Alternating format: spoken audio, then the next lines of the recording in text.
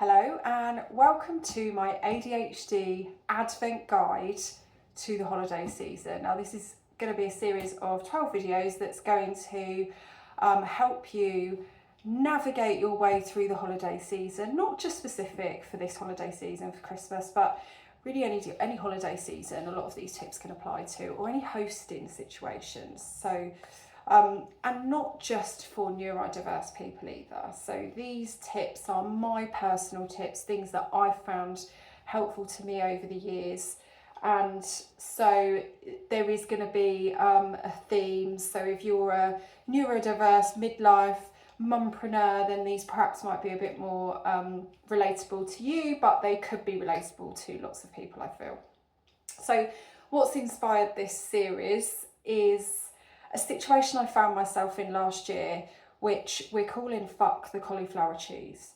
And I'll explain to you the story. And I've since recognised, having told this story to a few neurodivergent women, that it's actually quite a common loop to have got into, particularly over intense periods of time. So this doesn't just need to be the holiday season, but anywhere where you feel sort of overstimulated or that an intensely emotional time.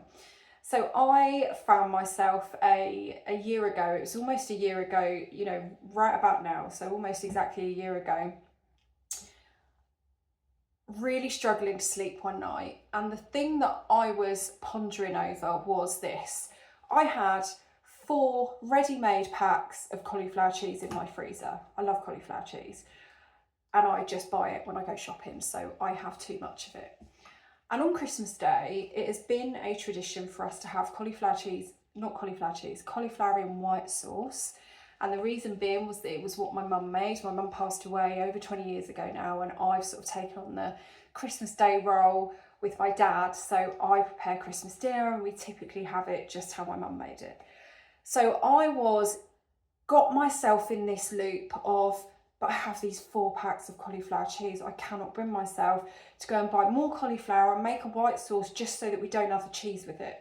And I got into my head that, but I'm going to be letting my dad down because he likes to be reminded of my mum's cooking. But at the same time, this doesn't make practical sense. It's going to add to my sort of workload on the day, which is already quite overwhelming. And I got myself in such a terrible loop that I didn't sleep that night that I started thinking about it. I woke up at 5 o'clock in the morning and I was thinking about it straight away.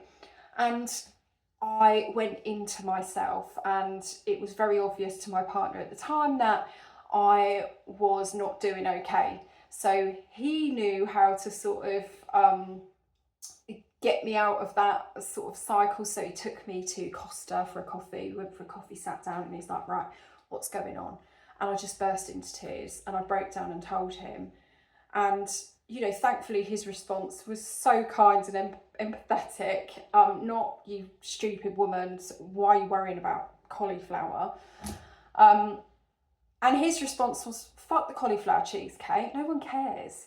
And I was like, but I think they do. I think my dad does. And he said, ring your dad. So I literally phoned my dad there and then. And I said to him, Dad, I've been worrying about this. And I got out of breath, sort of talking so fast, telling him. And he was like, oh, Polly, I actually prefer cauliflower cheese. So this inspired me this year to think about what those moments are where we could just say, fuck the cauliflower cheese. No one cares. This is something that actually we've created ourselves, a pressure we put on ourselves. Sometimes they're pressures that are put on us by others, but that doesn't mean we can't say fuck them or let them, as Mel Robbins says. So that's what's inspired this series. So there's a couple of caveats. So one is, like I've already mentioned, these are very specific tips that have helped me. So I'm just sharing those in the hope that they might help someone, they might not help you. They might also, to neurotypical people, sound very simple and obvious, but actually for a neurodiverse person, there are certain things and certain really simple steps that actually, if you omit those, it makes the whole process sort of fall apart. So that's one thing. The other thing that I would say is that in order to allow me to actually successfully record this series, I have set a goal for myself that I am going to do every video in one take. So please do expect there to be some bloopers. Expect me to and ah a lot. Expect me to look or lose my words, or Amazon to knock on the door, my dog to want taken out. But I promise you, they are all going to be done in one take, first take. So the reason that I've done that is because I suffer with procrastination, and what's beneath that is perfectionism. So I end up not doing things because I just can't get started, because there is not enough planning to make things perfect. Nothing's perfect. So what my goal is here is not perfectionism, and it's to reframe perfectionism into reality. So that's my introduction to this series. So stay tuned for tip number 1.